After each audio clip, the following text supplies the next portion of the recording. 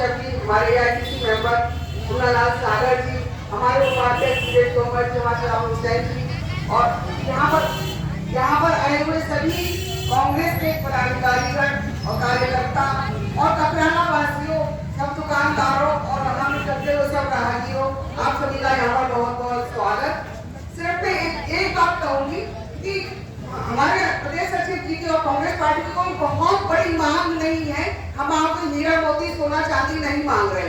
हम यहाँ से सिर्फ छोटी सी बात चाह रहे हैं, यहाँ पे जो गांव में बीमारी फैली हुई है उसको रोकने का सरकार कुछ उपाय करे।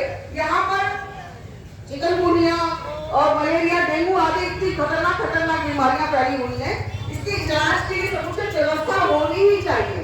ये नहीं होना चाहिए ये वर्ग हमको वोट नहीं देता है तो हम यहाँ पर व्यवस्था नहीं करेंगे, ये वर्ग हमको वोट देता है तो हम वहाँ पर व्यवस्था करेंगे।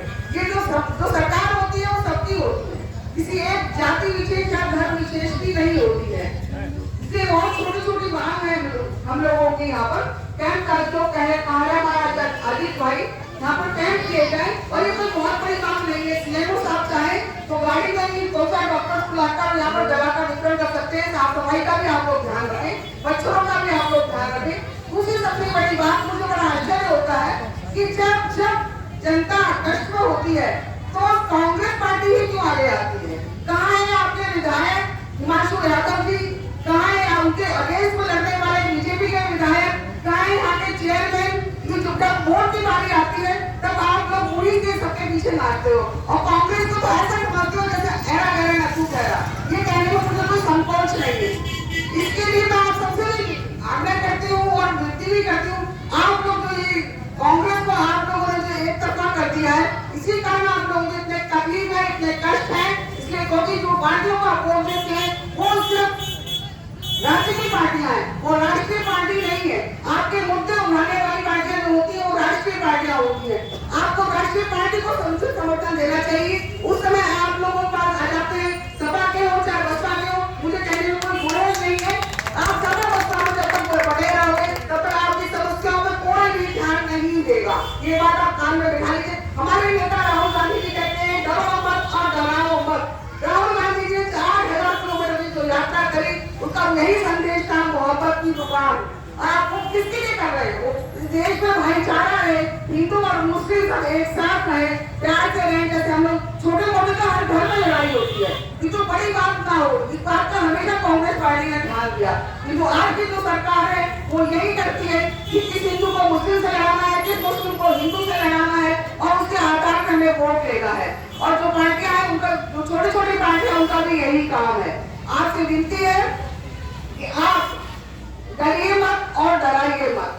और डरने की जहाँ तक बात है, मैं अभी फिलहाल का अध्यक्ष एक किस्सा सुनाना चाहती हूँ जो मेरे साथ ही बीता है।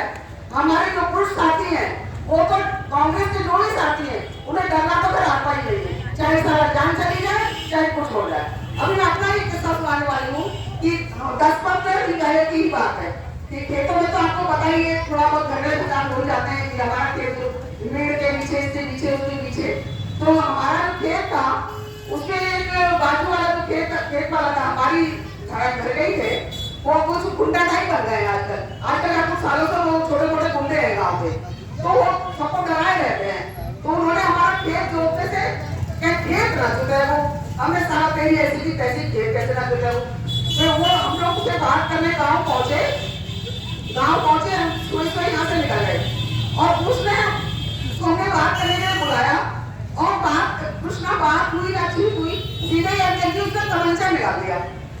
अब कांग्रेसी कहाँ डरने वाले हैं, मेरे पास सिर्फ लोकल रिवॉल्वर, मैंने वो निकाल ली और बात जब देखी रिवॉल्वर निकल गई तो उसकी सीटी पीटी गुम हो गई।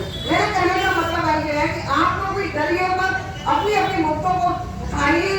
और राहुल गांधी का यही कहना है कि डरिए मत, डरो मत, इसलिए अपने मुद्दों के लिए लड़िए। अजीत भाई का साथ दीजिए। अजीत भाई का यहाँ कोई पर्सनल उद्देश्य नहीं है आप लोगों के बीच बैठना। बहुत ही कर्मठ नेता है हमारे, बहुत ही जमीन से जुड़े हुए नेता है हमारे। और हमारे अध्यक्ष जी सबकी समस्याओं एक पूरा करिए, आपकी जो भी समस्या होगी उसका जहाँ तक हो सकेगा वो निराकरण जरूर करते हैं। और कॉल ना भी उठा पाए तो वो कॉल बैक जरूर करते हैं। इसलिए मेरा आप सबसे निवेदन है कि आप कांग्रेस पार्टी का अजीत भाई का साथ दीजिए। इसी के साथ मैं अपने कार्रवाई हो